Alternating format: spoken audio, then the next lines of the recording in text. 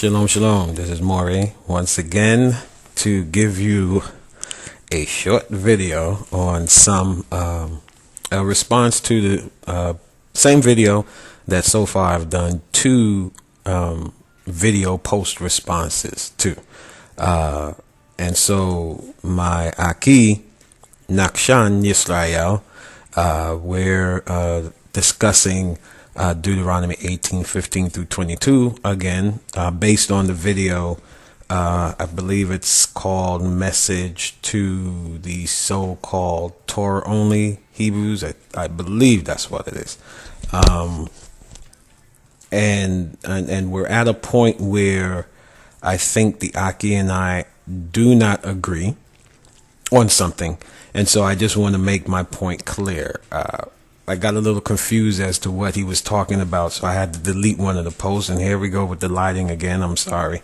But I wanted I want to make it very clear, because based on what he believes in certain aspects of it is where we disagree. Now, we already agreed we're going to throw out the word prophet, because that has the concept of a prophet has been in some cases deified, and which is why a prophet, or the prophet spoken of in Deuteronomy 18, is referred to be Jesus or Yeshua. Okay, and I'm probably going to be saying Jesus only because that's where the concept comes from first.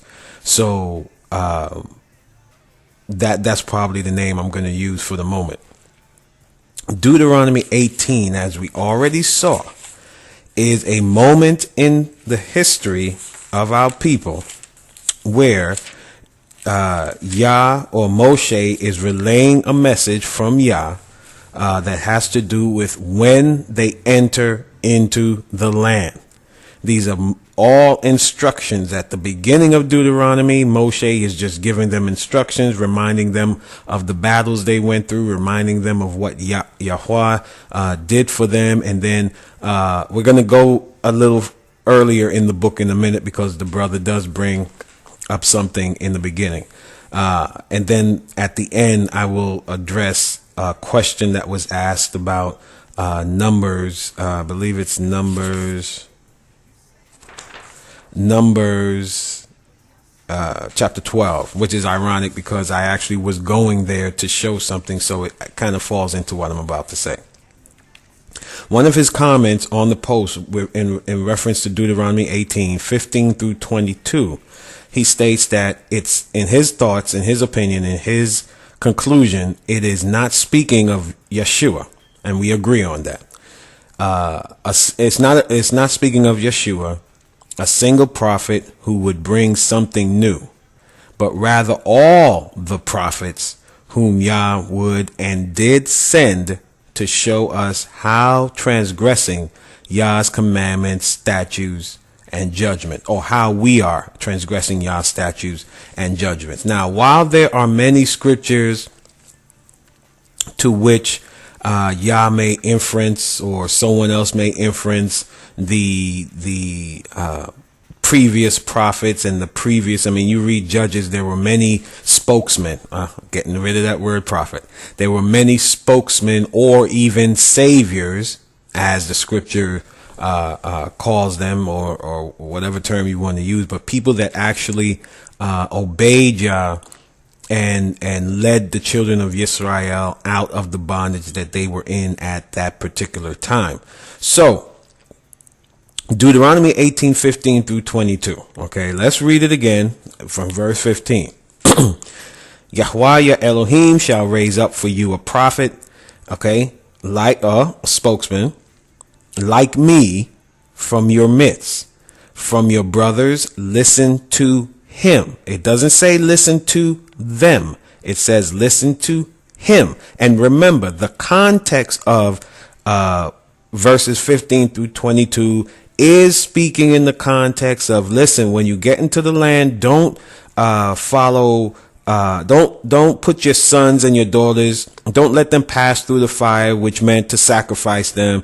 Don't deal with the divinations and the sorcerers and the magicians and so on and so forth when you get into the land. And as he's continuing to talk to them about when they enter into the land, he then says that I will raise up a prophet. It's like saying, they already know that Moshe is not going in. They know he's not going in. So whether he, and he does make a statement later on, whether he said the name of Yahoshua, son of Nun, at this point, doesn't matter. The context tells you who he's talking about. The context tells you of what and when this spokesman is going to be raised up, and who, and to listen to this particular spokesman, not to not listen to the other ones that may come after that. He's dealing right now when you get into the land. They don't know what the far future holds. They're talking about when they get into the land at that point. So he says, listen to him, verse 16, according to all you asked of Yahweh, your Elohim, in Horeb, in the day of the assembly, saying, let me not hear again the voice of Yah, my Elohim. I mean, you can watch video 2 and video 1. I already covered all of that. Verse 18, Yah says, I shall raise up for them a prophet. It's not plural. A spokesman.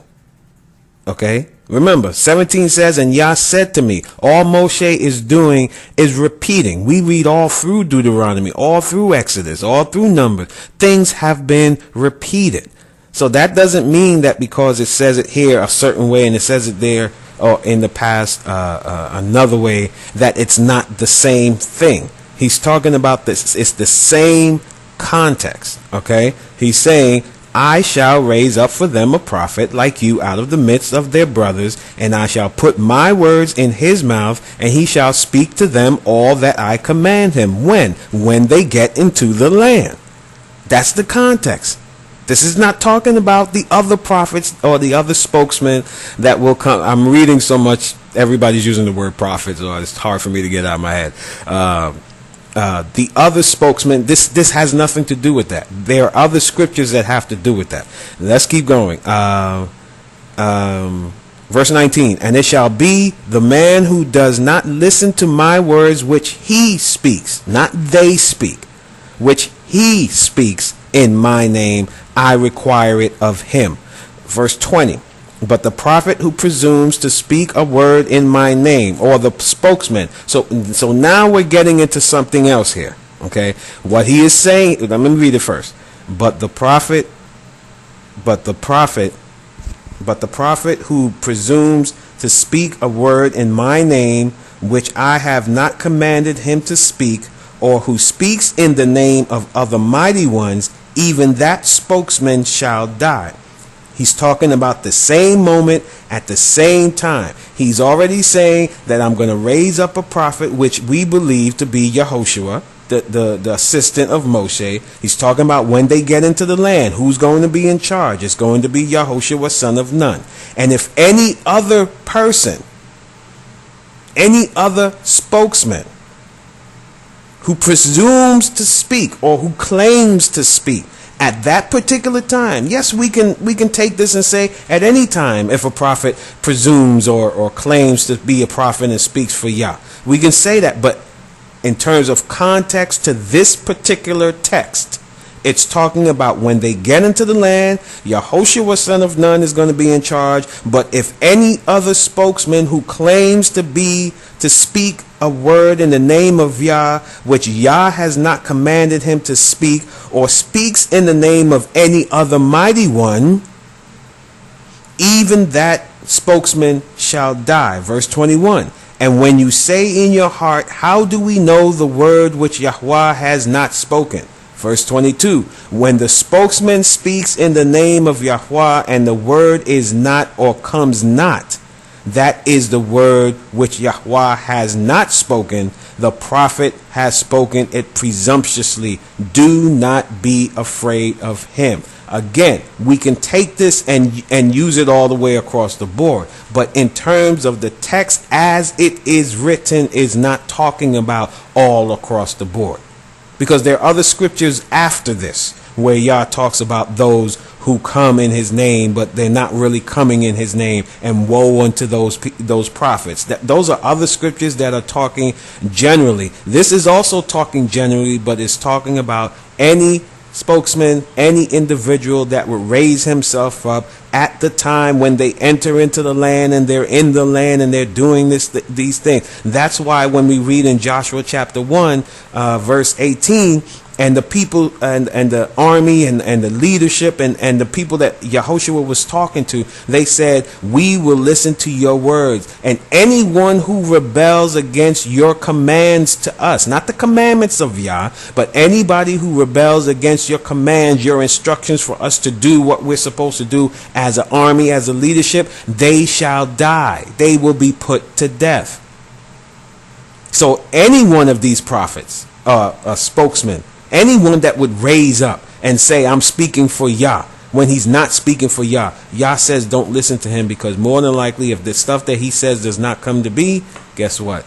He's not of Yah. Do not be afraid of him. So it's not talking about. Now, you might use it, as we all do, use certain instances and show how it does repeat itself, or it can be applied to those even today, that claim to be prophets, and they prophesy things, or they foretell things, and these things do not come true. Don't be afraid of him. Don't even give him the time of day. So yes, it is not speaking of Yehoshua. We agree with that, but it is also not speaking of other prophets in the future.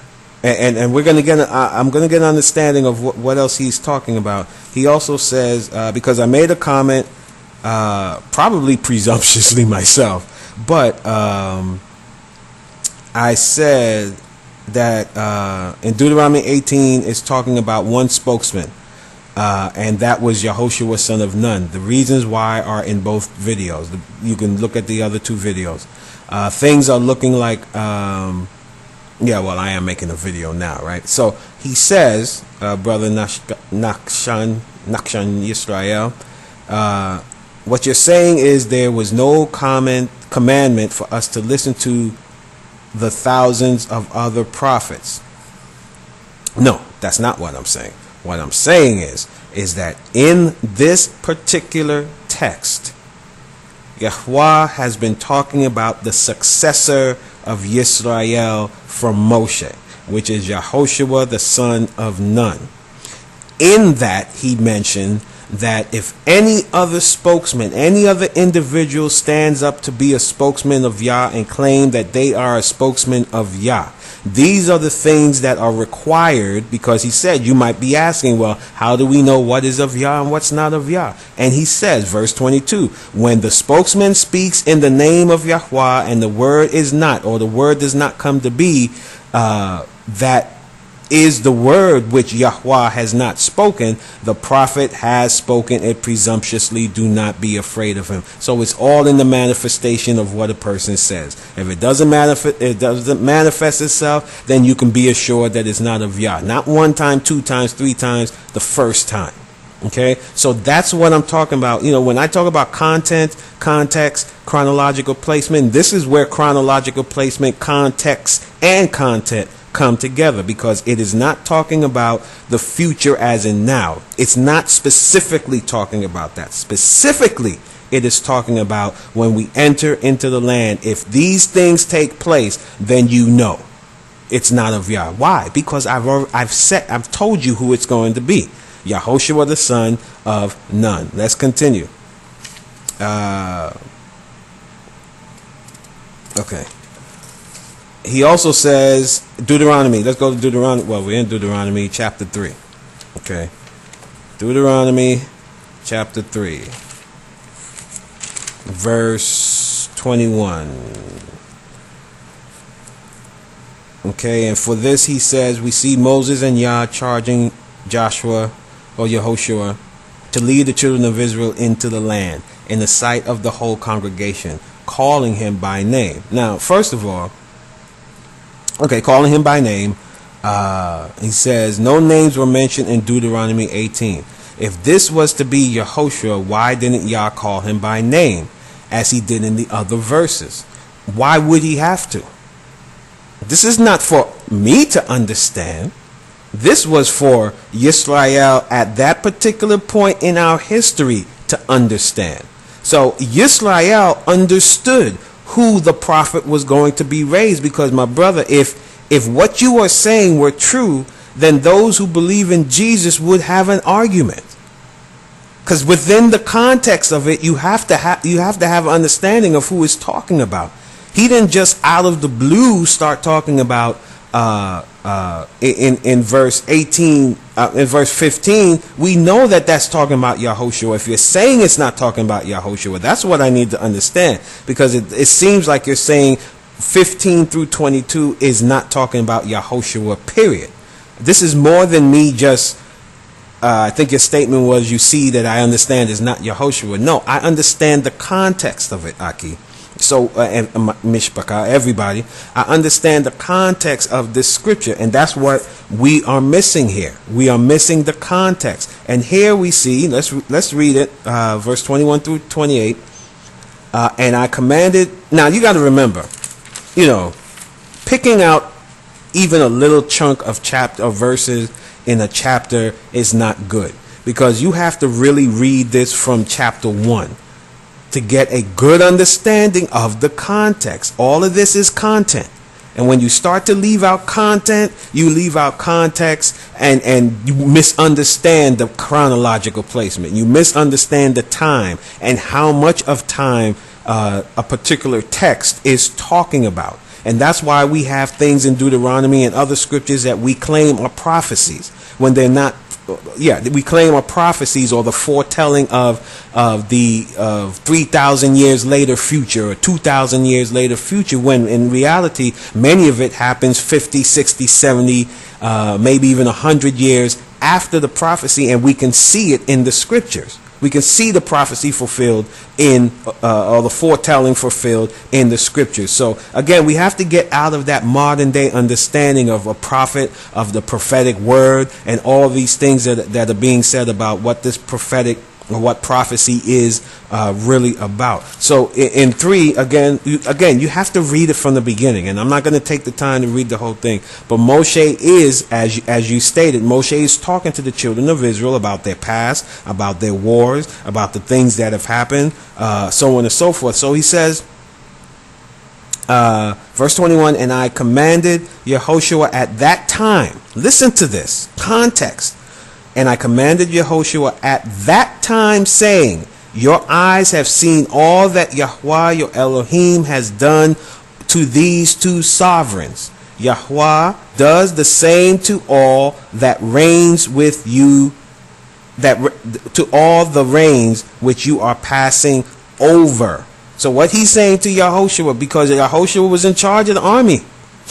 Yehoshua was the one dealing with the armies and even learning what he was supposed to be doing. So what Yahweh is saying is it. And I commanded Yehoshua at that time. Okay, so the name of Yehoshua is not being mentioned as a charge, as the brother says. It's being mentioned in reflection to what Yah said. But here's where the charge is, in what he said at that time. Okay, he said, your Elohim has done to your eyes have seen all that Yahweh your Elohim has done to these two sovereigns. Yahweh does the same to all the kingdoms or the reigns which you are passing over. Do not fear them, for Yahweh your Elohim himself fights for you. And I pleaded with Yah at that time. It stops. Moses is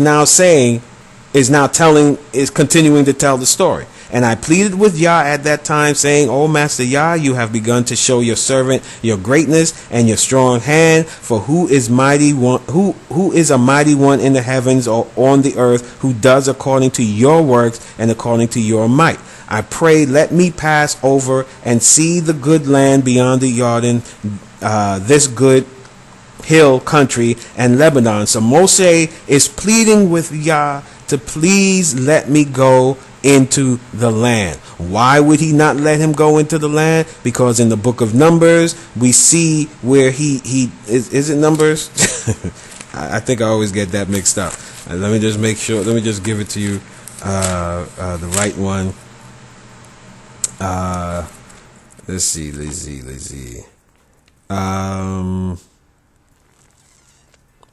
It's in Exodus 20. Okay, in Exodus 20. Exodus 20. Okay, so we see that Moshe here is pleading with Yah to let him go into the land. And verse, where am I? 3. Verse, where am I now? I'm going so fast. This always happens when I go super fast. Verse 26. But Yahweh was enraged with me for your sake, and he would not listen to me. And Yah said to me, enough of that. Speak no more to me about this matter.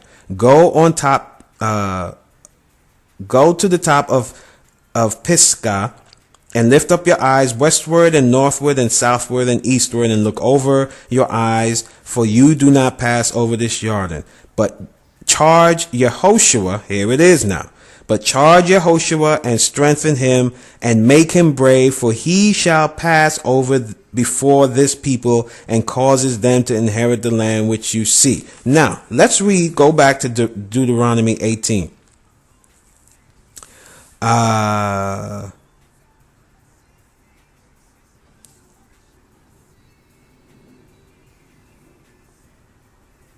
Okay, it says verse 13. Be perfect. Again, he's talking about when you get into the land. Even here in Deuteronomy chapter 3, he's talking about when you get into the land, or what's going to take place. So when you put these together in context, because there's not, this is all pretty much happening at the same time.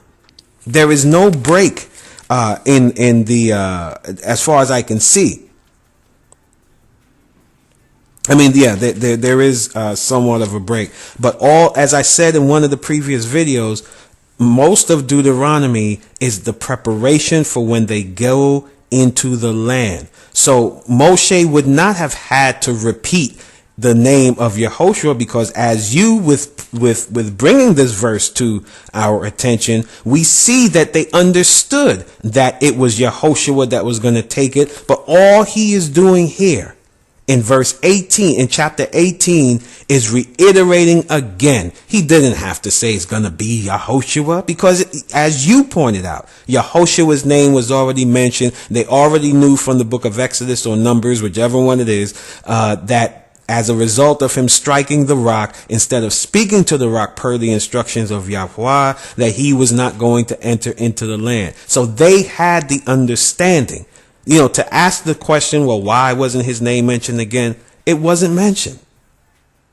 But the understanding is clear, because he's talking about when you get into the land, that I will raise up a spokesman like Moshe.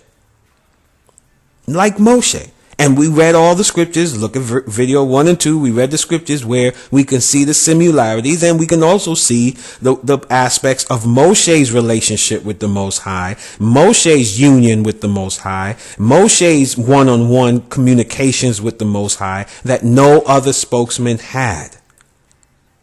Okay, so let's understand that. So when it continues on all the way to verse 22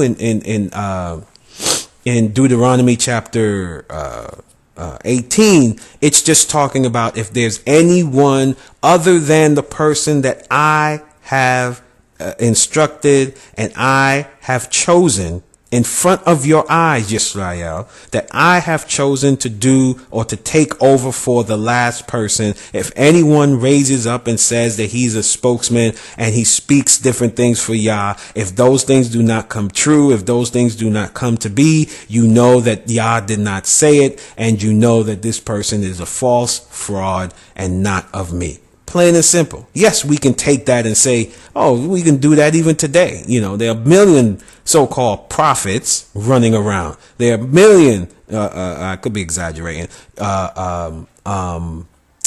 spokesmen who are running around saying that they hear from Yah. Yah is speaking to them. But you see their works, you see the lack of it, you see the lack of things coming true. So we know that they are not of Yah, because again, Yah works, not even Yah works differently, but a lot of these brothers and sisters are not actually hearing from Yah. Okay. So that's a whole nother lesson. So let's continue. Okay, he said, if you read Deuteronomy 3:21-28, oh, he said 31:7. Let's go to 31:7. 31:7. Okay, 31:7. And Moshe called Yehoshua and said to him, before the eyes of all Israel, be strong and courageous, for you are going with this people to the land which Yahweh has sworn to their fathers to give them, and you are to let them inherit it. Okay. Let's start from verse 1. And Moshe went and spoke these words to all Yisrael, and he said to them, I am 120 years old today. I am no longer able to go out and come in, and Yahweh has said to me, you do not pass over this Yarden. That's in Numbers 20:10 and 11. Verse 3 says, Yahweh your Elohim himself is passing over before you. He shall destroy these nations from before you. So this is all the stuff that we have already read in Deuteronomy 3. We saw that. And Yahweh shall do to them as he did with Sihon and to Og and the sovereigns of the Amorites. This is all the past stuff. This is in Numbers chapter 21, Numbers chapter 32. And Yahweh shall give them over to you, and shall do to them according to all the command in which I have commanded you. Be strong and courageous, do not fear, nor be afraid of them, for it is Yahweh your Elohim who is going with you. He does not fail you nor forsake you. And it says, Moshe called Yehoshua and said to him, before the eyes of Yah and Israel, be strong and courageous. Remember, this is Moshe now that says this. This is not Yah that says this. This is not Yah through Moshe that says this. This is Moshe now saying this. And Moshe called Yehoshua and said to him, before the eyes of all Yisrael, be strong and courageous, for you are going with this people to the land which Yahweh has sworn to his father. But let me bring something to your attention, because one of the questions was, why is his name mentioned? First of all, I guarantee you, if we read the first issue, so to speak, the first manuscripts, it didn't say, and Moshe called Yehoshua. It may have started, be strong and courageous. But because of the context of what's being said, I mean, I'm not saying that's a fact. I'm just saying we have to remember that there are things, and I was going through this with one of my elders. We're discussing this right now online, as a matter of fact. You know, that there is such a thing in the scriptures as commentary, which is based on experience. So when in my opinion and my thoughts, when it says that a young man shall leave his mother and father and cleave to his wife, some are saying that is for that Adam said that. I'm saying that the writer or a scribe later on put that in, because as a result of what Adam said, they were used to at that point seeing that the brothers were leaving their families or the mothers and fathers and marrying and cleaving to their wife. How would Adam have known that this was going to be something that was going to happen all the time? Now, is Adam a prophet or a foreteller?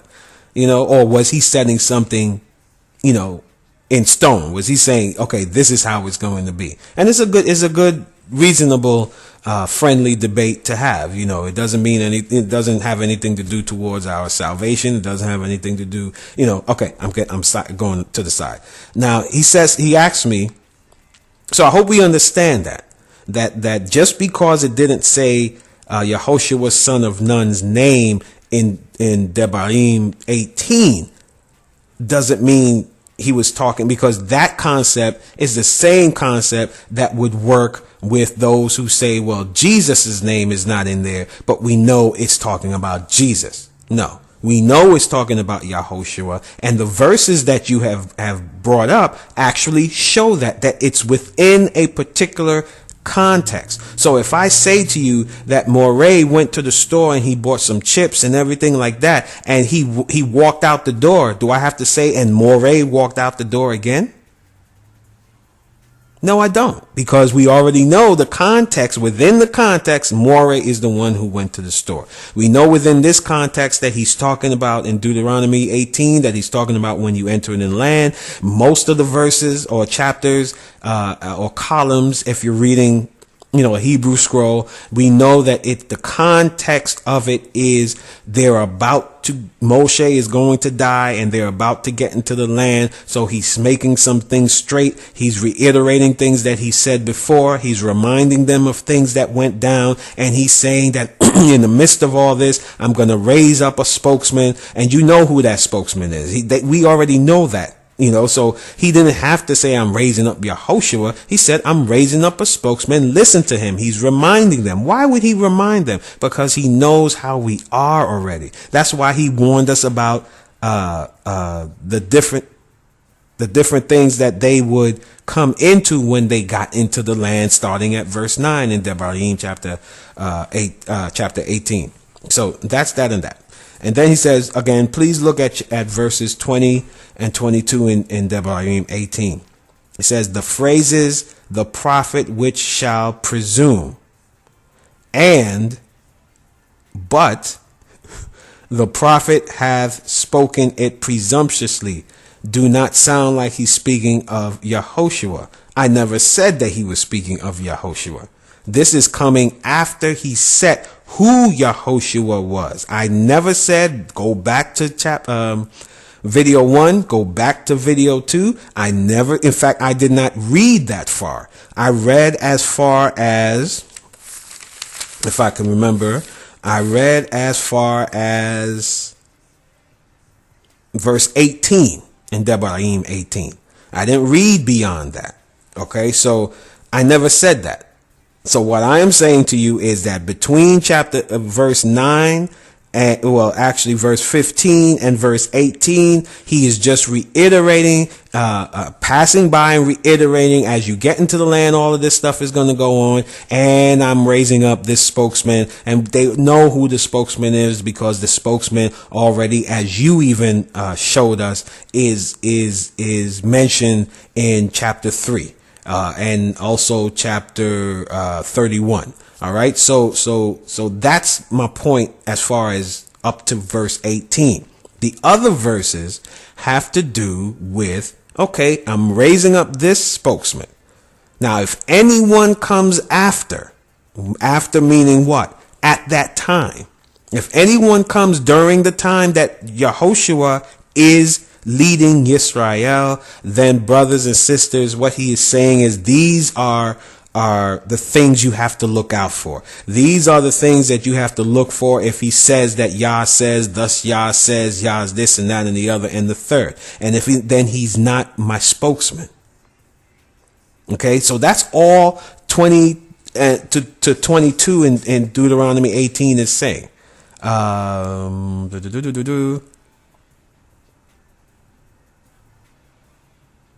Okay, he says he sees that truly Deuteronomy 18:15 through 22 as our law governing how we can tell who is a prophet of Yah in general. I will agree that we can take it in general, but if we're teaching this to students, we cannot say that this is speaking of other prophets. This is speaking of other prophets at that time.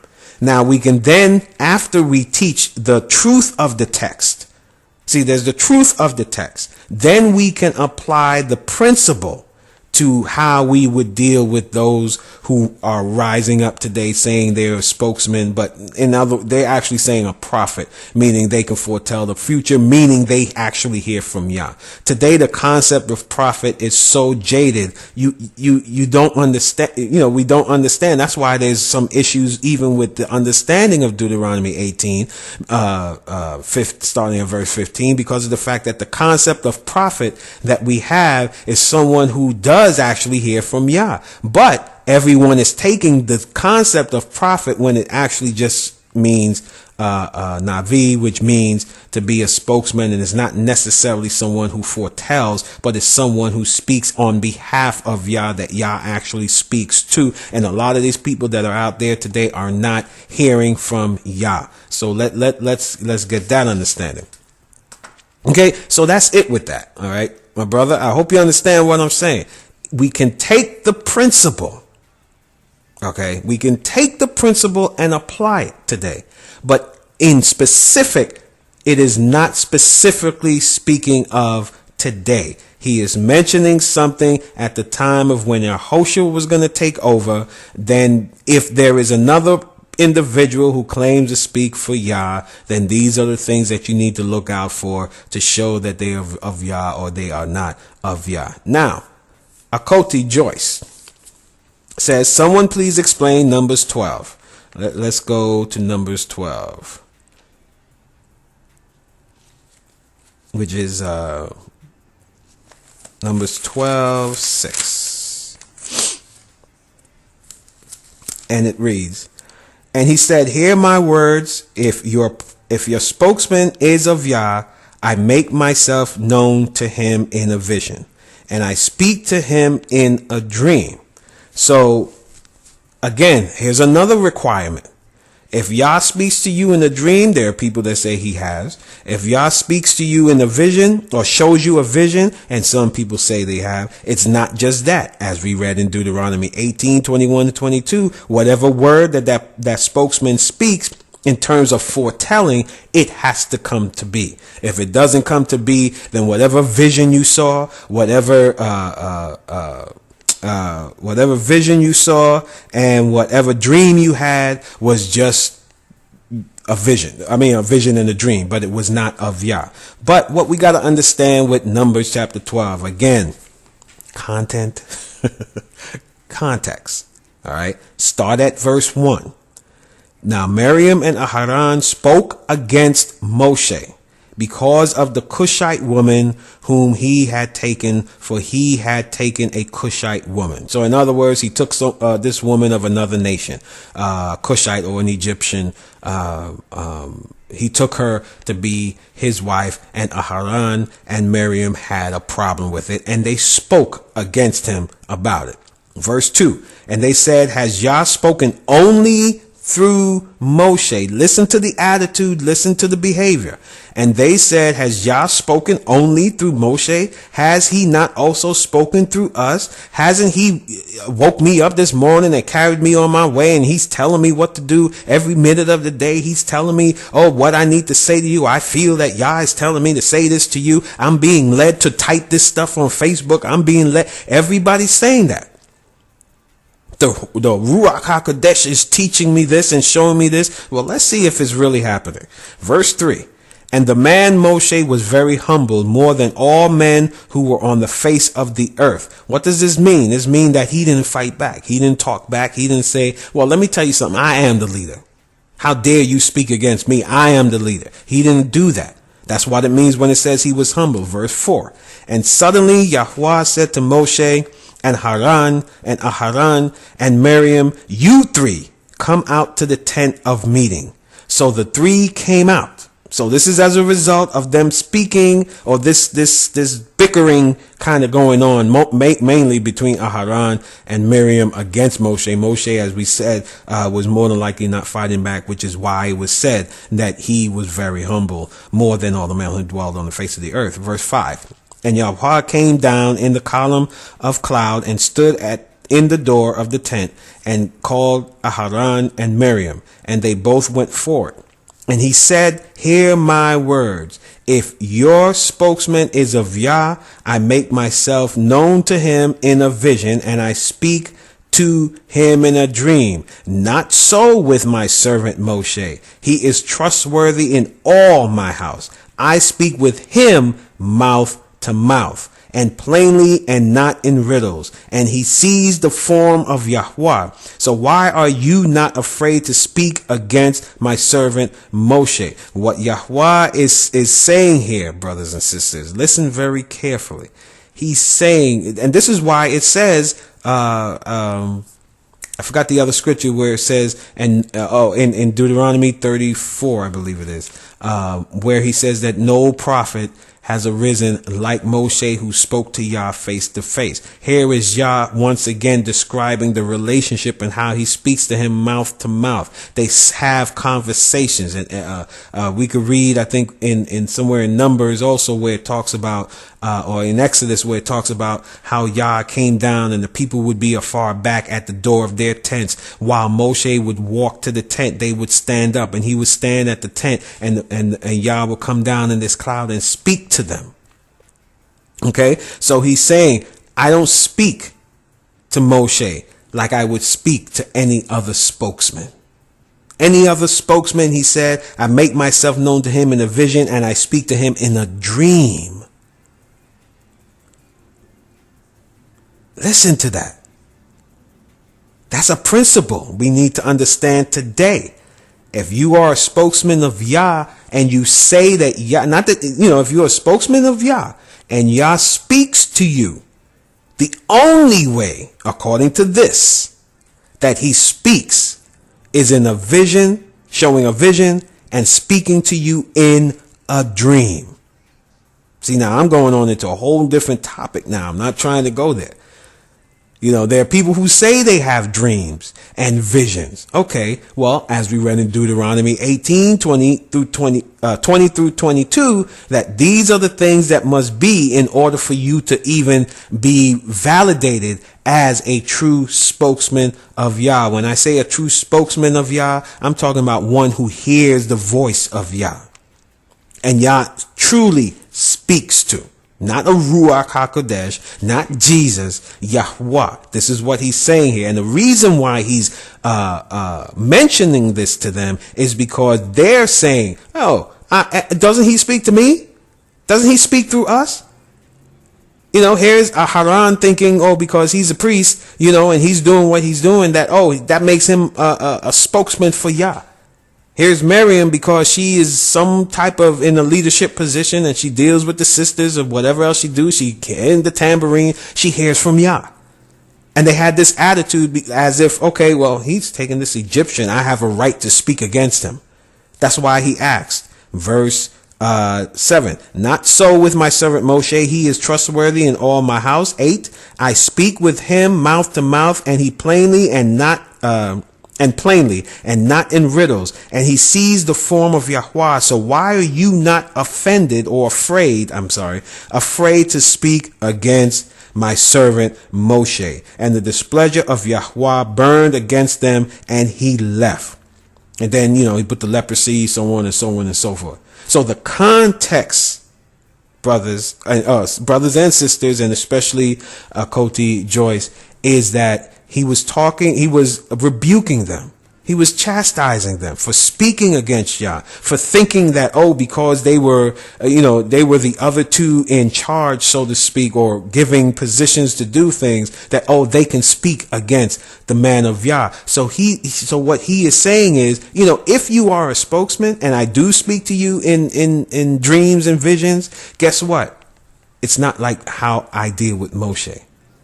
So despite the fact that even if I do speak to you that way, that you should be truly afraid to speak against my chosen one here, who I speak to face, mouth to mouth. So that is what, in a nutshell, Numbers 12:6 is talking about, but even better, Numbers 12, chapter 1, Numbers 12, chapter 1 through verse 1 through, the whole thing. All right. Again, read context. Sometimes you think you got it in verse 12. You may have to go back a couple of verses, as we see when we read Deuteronomy 3. We got to read it from the beginning to get a even bigger context, so we can get the concept, so we can get the chronological placement, so we can get the understanding of what Yah is saying to this generation of Yisrael, this one. And then we can take the principles and apply it to this generation in the 21st century. So again, Sleeker for the background going the way it went.